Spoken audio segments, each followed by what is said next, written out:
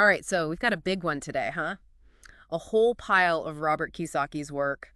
And of course, right on top, Rich Dad, Poor Dad. Yeah, it's a classic for a reason. Oh, Oh, yeah. So many people swear by it, but let's see what we can dig out of it, right? What's the big deal with this whole Rich Dad, Poor Dad thing? well, you got to start with the way Kiyosaki tells the story, right? He's got these two father figures, his own dad, the poor dad, and then his friend's dad, the rich dad. And they had completely different outlooks on money. Yeah, totally different paths too, right? Didn't his own dad have like a super secure job but still struggled? Yeah, highly educated, steady government job, but always worried about money. His friend's dad, on the other hand, dropped out of school, but built a business empire. That's wild. So it's like he's saying it doesn't matter what kind of background you come from, it's all about your mindset. Exactly. He really hammers that point home, that financial education is key no matter your background or income. It's about understanding how money works. And then there's that crazy story about him working for his rich dad for practically nothing, like 10 cents an hour. Oh yeah, that was a lesson in itself. Seriously, who does that? Well, the point was to teach him about the illusion of job security and the importance of building your own financial independence. Okay, so not just relying on a paycheck. Got it. Right. And that ties into lesson 6, which is all about working to learn, not just working for money. Interesting. So it's more about acquiring skills that can lead to financial independence. Exactly. It's about investing in yourself and building assets that generate income. Makes you think twice about just chasing a bigger paycheck, huh? For sure, it's about building long-term wealth, Yeah. not just temporary income. Okay, now how about this minding your own business thing? What was he getting at with that? So he uses the story of Ray Kroc, the founder of McDonald's, as an example. Oh, okay, the burger guy. Yeah, but here's the thing. Kroc wasn't just in the burger business. He was building a real estate empire. He understood the power of owning the land underneath those golden arches. Ah, so it's like even if you're working a regular job, you can still be minding your own business by building your own asset column on the side. Exactly. Invest in rental properties, contribute to retirement accounts, anything that generates income. It's all about shifting your focus from just earning income to acquiring assets. So it's like, are you working for money or is money working for you? You got it. All right, now this one always gets me. Lesson 5. The rich invent money. I mean, how is that even possible? Am I supposed to start printing my own cash? No, not literal counterfeiting. It's about having financial vision, seeing opportunities others miss. Okay, so more like thinking outside the box. Exactly. Like, think about Alexander Graham Bell when he offered his telephone patent to Western Union. They practically laughed him out of the room. Wow, talk about a missed opportunity. But for us regular folks, how do we develop that kind of vision? Kiyosaki talks about financial intelligence, right? It's about having options, being adaptable, and mastering what he calls financial formulas. Financial formulas. Yeah, like figuring out the systems and strategies that work for building wealth. He even created a board game, Cash Ace Flow, to teach these concepts. A board game. Seriously. Yeah, and in the game, there's this woman who keeps losing because she can't understand financial statements. It's a wake-up call, right? You can't build wealth if you don't understand the basics. You're telling me, so financial literacy, that's a big part of it, right? Absolutely. It's the foundation for everything else. Okay, so we've got these big, inspiring ideas, working to learn, building assets, even inventing money. But let's be real, there are going to be roadblocks along the way. He even dedicates a whole chapter to it, right? Overcoming obstacles. Chapter 7, yeah. And he's not just talking about external challenges, it's about the stuff going on inside our heads. The inner demons. He pinpoints 5 major culprits: fear, cynicism, laziness, bad habits, and arrogance. Okay, I can see how those would get in the way. Fear, especially, right? I know I've definitely been paralyzed by the fear of losing money. Yeah, that's a big one. He tells this story about a friend who backed out of a real estate deal because he was scared, and then someone else made a fortune off it. Ouch, that's gotta sting. So he's saying taking calculated risks is part of the game. You have to be willing to step outside your comfort zone. Yeah. It's not about being reckless. It's about informed, strategic action. All right, now this next one might get a little controversial. He goes into the whole history of taxes and the power of corporations. Ah, yeah, lesson 4. This is where Kiyosaki's entrepreneurial perspective really comes through. He's not shy about it, is he? He argues that the rich don't get taxed the way most people think. They use corporations to their advantage, legally minimizing their tax burden and protecting their assets. Okay, so not like dodging taxes, but playing by a different set of rules. Exactly. He's not advocating for anything illegal, just pointing out the reality of the system. And he makes this comparison between employees and small business owners who are kind of vulnerable versus the big corporations with all their protections. It's about understanding how the game is played and using that knowledge to your advantage. All right, so we've covered a lot of ground here, but it all comes down to this. What can we actually do with this knowledge? He gives us some answers in chapters 8 and 9, right? Getting started and all that. He does, yeah. He gives a ton of practical advice. Okay, lay it on me. What are the key takeaways? What can people start doing today to get on the path to financial freedom? Well, he's big on defining your wants and don't wants. What do you really desire? What are you willing to sacrifice to get it? Okay, so getting clear on your goals and priorities makes sense. And then investing in financial education. Read books, take courses, find mentors. You need to constantly be learning and growing. So it's not just about reading one book, it's a continuous process. Absolutely. And then he talks about mastering a specific financial formula, whether it's real estate, stocks, or something else. Become an expert in one area before diversifying. Focus your energy, get good at one thing first. Got it. What else? Paying yourself first is huge. That means setting aside a portion of your income for savings and investments before you pay any other bills. Okay, so prioritizing your financial well-being. Interesting. Anything else? Yeah, he's a big advocate for building a team of advisors, like brokers, accountants, and lawyers. Okay, the experts. Right, surround yourself with people who can help you navigate the complexities of finance. And then there's that Indian giver concept, right? That one always throws people off. It's about finding win-win deals, creating mutually beneficial partnerships. He doesn't mean literally taking things back. It's about making sure everyone involved comes out ahead. Ah, so it's more like collaborative wealth building. Exactly. It's about abundance, not scarcity. Okay, so we left off talking about corporations and how Kiyosaki sees them as this powerful tool for the wealthy. But, for someone like me, the whole idea of incorporating just seems so complicated. Can we unpack that a little? What are the main benefits? Yeah, for sure. Kiyosaki really emphasizes how corporations can help with taxes and also protecting your assets. Okay, yeah, taxes are always a headache. How does incorporating help with that? Well, one big thing is you can deduct business expenses before you pay taxes. So you're not getting hit on your whole income, just the profit after expenses. That makes sense. So, for example, if I was a freelancer working from home. Exactly. You could deduct a portion of your rent, your internet bill, even things like software and office supplies. Whoa, that could add up to some serious savings, and it's all legal. Totally legal. It's all about understanding the rules and using them to your advantage. Okay, what about asset protection? What's the deal with that?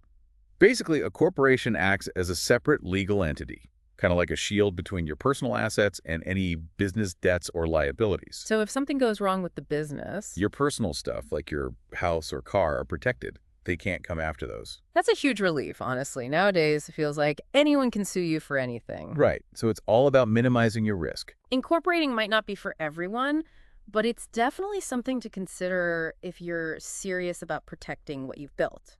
Exactly. Okay, so we've talked a lot about entrepreneurship, but what about people who aren't running their own businesses? Does Kiyosaki stuff still apply? Oh, absolutely. His core message is about taking control of your financial future, no matter what you do for a living. So whether you're a teacher, a doctor, whatever, you can still apply these principles. For sure. It's about understanding the fundamentals of money management, making smart decisions with your finances, and building that financial intelligence. He talks about breaking free from the rat race, right? Yeah, that's a big one. It's about escaping that cycle of working just for a paycheck and building a life where you have more options, more freedom. And it all starts with building a strong financial foundation, I guess. Right. Getting those income-generating assets, minimizing your debts, building those positive financial habits. And he considers financial literacy to be like one of the cornerstones of financial intelligence, right? Absolutely. Along with understanding accounting, investing, and the law. He calls them the 4 pillars of financial intelligence. Okay, so it's not just about making money. It's about understanding how money works. Exactly.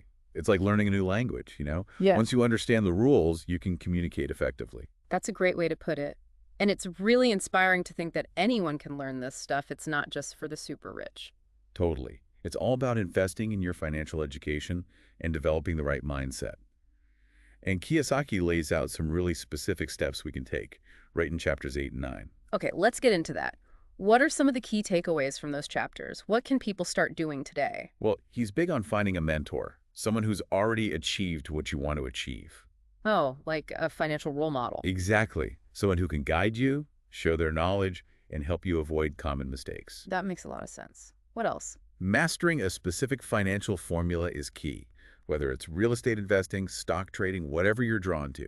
So get really good at one thing before moving on to something else. Right. It's about focusing your energy and developing expertise. Makes sense. What else does he recommend? Paying yourself first is huge. Kiyosaki actually tells a story about how he continued to prioritize paying himself first, even when things were tight. Even when his accountant was freaking out, right? Yeah. It's about having that long-term vision and trusting the process. Okay, so discipline is key. Anything else? He talks about building a team of advisors, people like financial planners, accountants, lawyers, who can provide expert advice. So it's like having a support system, a team of experts to help you along the way. Exactly. And of course, the Indian giver principle. Yeah, that one always gets people talking. But remember, it's not about taking advantage of others. It's about finding win-win deals where everyone benefits. So collaborative wealth building, essentially. Exactly. It's about creating value for everyone involved, not just focusing on your own gain. Okay, so we've talked about practical tips, mindset shifts, but what about those internal obstacles we talked about earlier, like fear and cynicism? How do you deal with those? Well, Kiyosaki offers some great strategies for dealing with those inner demons. Starting with fear, he says you need to reframe your perspective on failure. Instead of seeing it as a setback, see it as a learning opportunity. Yeah. He even shares that story about his friend who backed out of a real estate deal because he was scared and missed out on a huge opportunity. It's a good reminder that fear can be costly. For sure. So it's not about being reckless, it's about taking calculated risks and trusting yourself to learn from your mistakes. Exactly. And when it comes to cynicism, he suggests analyzing situations instead of just criticizing them. So instead of saying, that will never work, ask yourself, how could this work? Right. It's about being open to possibilities and solutions. What about laziness? We all struggle with that sometimes. Kiyosaki is all about taking action. He's like, it's not enough to just read books or attend seminars. You have to put what you learn into practice. Like having a gym membership and never actually going to the gym, right? Exactly. You got to put in the work to see results. So knowledge without action is meaningless. What about bad habits? How do you deal with those? Kiyosaki's approach is to replace them with good habits. So like instead of impulse buying, you make it a habit to save a portion of your income every month. Right. Those small, consistent actions add up over time. Okay, and what about arrogance? He encourages humility and a willingness to learn. Don't let your ego get in the way of your growth. So it's about being open to feedback, even when you've achieved some success. Exactly. It's a constant journey of learning and improvement. All right, so we've covered a lot of ground, practical tips, mindset shifts, but stepping back a bit, what's Kiyosaki's ultimate message about money? I think it boils down to this. Money is just an idea. It's a tool you can use to achieve your goals and create the life you want. He has that great quote, if you want more money, simply change your thinking about money. Exactly. It's about shifting your mindset from scarcity to abundance, from focusing on what you lack to what's possible. And he even talks about how our thoughts can create either wealth or poverty. Right. Our beliefs shape our reality. So it's not just about mastering financial strategies, it's about mastering your mindset. That's powerful stuff. It really is. Kiyosaki's work is all about empowering people to take control of their financial future and create a life of abundance and purpose. All right, welcome back to the deep dive. We've been going deep on Rich Dad, Poor Dad, and man, there's a lot to unpack here. Yeah, for sure. Yeah. It's a real eye-opener, isn't it? Oh. So many great insights about money and wealth building. We've covered a lot of ground, practical tips, those mindset shifts, but maybe we can tie it all together now. What would you say is Kiyosaki's core message, the big takeaway from all of this? That's a good question. I think at its heart, it's about taking responsibility for your financial future, not relying on anyone else, not playing the victim, but taking control. Right. Like stop blaming the system, stop waiting for a handout, and start taking action. Exactly. He even talks about how most people only go to the bank when they're desperate for money, whereas the wealthy are constantly thinking about different ways to leverage their assets and create new opportunities. It's about being proactive, right? Not just reacting to circumstances, but actually shaping your financial destiny. And that takes a certain mindset, a way of thinking that he calls the rich dad mentality. Okay, so what does that mean exactly? What does it look like to have that rich dad mentality? Well, it's about seeing money as a tool, something you can use to create the life you want, to achieve your goals. It's not about hoarding money, it's about using it wisely, investing it, making it work for you. Exactly. And it's about breaking free from that rat race mentality, that idea that you have to work a 9 to 5 job until you retire. He's all about creating passive income, right? Building assets that generate income even when you're not actively working. And that's where those practical strategies come in, those financial formulas he talks about. Whether it's real estate, stocks, or starting your own business, it's about finding what works for you and developing your expertise. Right. And he doesn't just throw these ideas out there. He gives you concrete steps you can take, like finding a mentor, mastering a specific financial formula, paying yourself first. Those are the big ones, yeah. And don't forget about building a team of advisors, surrounding yourself with people who can help you along the way. Okay. And then there's the whole concept of being an Indian giver, which honestly took me a while to wrap my head around. It's a bit of a quirky term, but the idea is to always be looking for win-win deals where everyone benefits. It's not about exploiting people, it's about creating mutually beneficial partnerships. So it's more about collaboration than competition. Exactly. It's about creating value for everyone involved, not just focusing on your own gain. Okay, so we've got the practical tips, the mindset shifts, but what about those internal obstacles? The fear, the cynicism, the laziness that can hold us back. Yeah, those are real, and Kiyosaki doesn't shy away from addressing them. He talks about how fear can paralyze you, how cynicism can blind you to opportunities, and how laziness can prevent you from taking action. And he offers some really practical advice for overcoming those obstacles, right? Like reframing your perspective on failure, analyzing situations instead of just criticizing them, replacing bad habits with good ones. And a big one is being humble, even when you've achieved some success. He admits his own arrogance has cost him money in the past.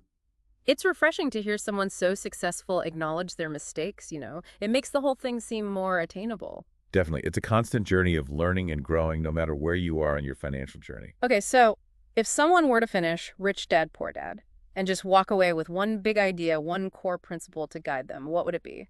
I think it'd be this. Money is just an idea. It's a tool that you can use to create the life you want. But you have to change your thinking about money first. So it's not about chasing money, it's about understanding how money works and then using that knowledge to your advantage. Exactly. It's about shifting your mindset from scarcity to abundance, from feeling limited to feeling empowered. And that's where true financial freedom comes from, right? Absolutely. It's not just about having a lot of money. It's about having the freedom to make choices, to live life on your own terms. Well, I think that's a perfect note to end on. This deep dive has been eye-opening, inspiring, and honestly, a bit of a challenge to my own beliefs about money. It's been a pleasure diving deep with you. And to all our listeners out there, remember, financial freedom is within your reach. It all starts with taking that first step, educating yourself, and taking control of your financial future. Thanks for joining us on the deep dive.